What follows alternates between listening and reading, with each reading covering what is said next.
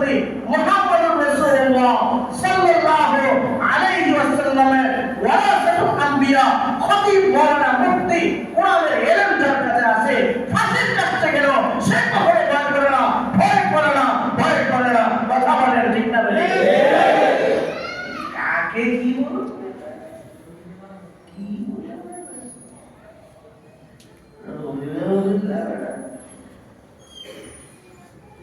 আল্লাহ